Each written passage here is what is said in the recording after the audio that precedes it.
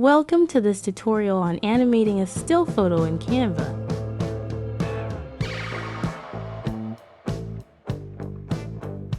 Let's start by selecting an image as an example in the Elements tab.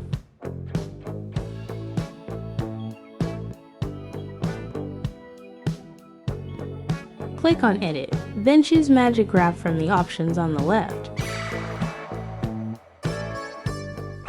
Select the person in the image and click Graph.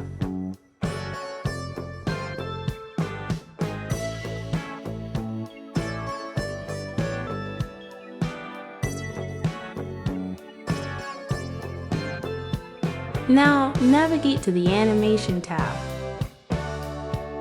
Choose the animation effect you want to apply. In this example, I'll select Breathe.